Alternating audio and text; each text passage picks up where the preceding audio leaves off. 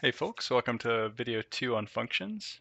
What we're going to do is we're going to take our bouncing ball function that we made, thanks to us and Dan Schiffman all working together, and we're going to go along with what he does and turn everything into functions. Okay, and the first thing we need to do is think about, what does our bouncing ball actually do? Well, here it is.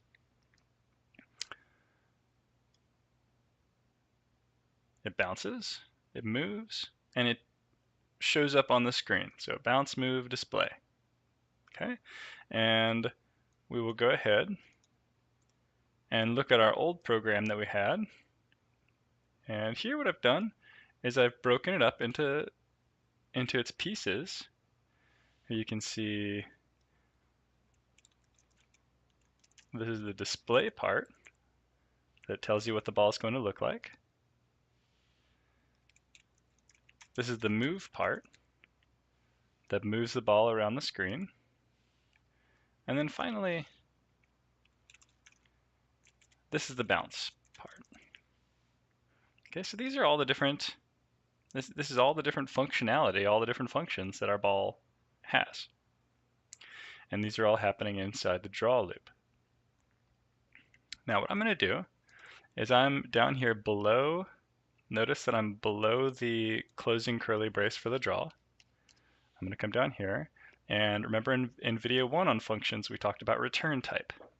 Well, if I don't want it to return anything, I just want it to do something, execute some code, maybe draw something, the return type is void. I don't want an integer, I don't want anything back. I want it to be a return type of void. All right, so the first one I had was to display, and so that's what I'll call it.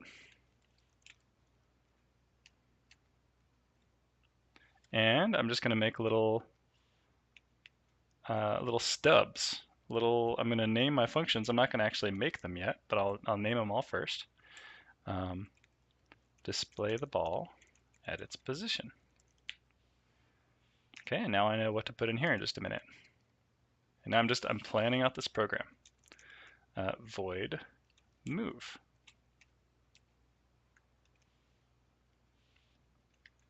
Move the ball around. All right, and then bounce.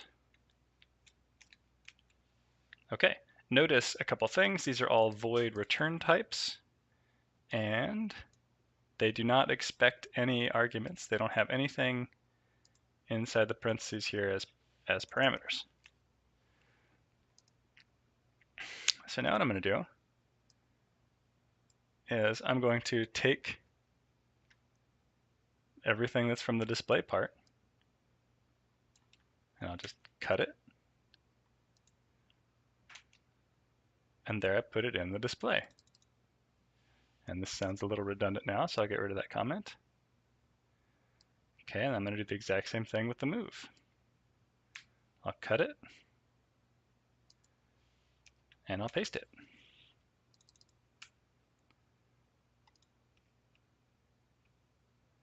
All right, and then I need to make the ball bounce.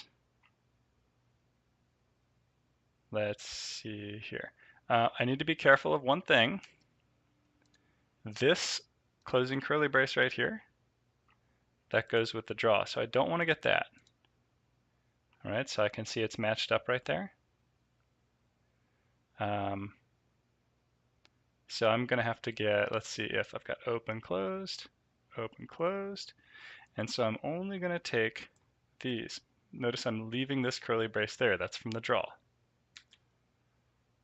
Now I come down here into bounce, and I paste. Okay, tidy things up just a little bit with Control T. All right, now this is where things are going to get really exciting because it doesn't work. Oh no, our ball is gone. Right? Just like before with our little calculator program, we have to actually call the functions. Now these variables up here, these are global variables, and so they're going to be allowed to work inside of these functions. That is something that you're going to get used to over time. All right, so let's see. I need to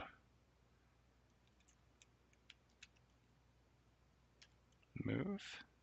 I need to display, and I need to bounce. And there we go. So just like before, I have my bouncy ball bouncing around the screen. Okay, the difference now is that our main program is only really 4 lines long, right? We're moving, we're displaying, we're bouncing. And you know, this could be even more reusable, and it will be later when we get into programming with classes and objects. But for now, it's pretty reusable. Okay. But if we let it take in some different values here in the parameters and made things more generic, it would be much more reusable. And we'll do that in the next video, maybe when we draw some flowers. Alrighty, so your assignment for this video is inside of the bounce function. When the ball bounces off one of these sides, I just want you to go in and make something happen, like make the ball change color, make the background change color, something like that, okay? So your assignment is modify this so that something else happens when it bounces. Okay, and don't worry, you'll be making plenty of different functions to practice. So pretty simple assignment this time. You can copy along with this code and then just change a little bit of it in the bounce function. Alrighty, good luck.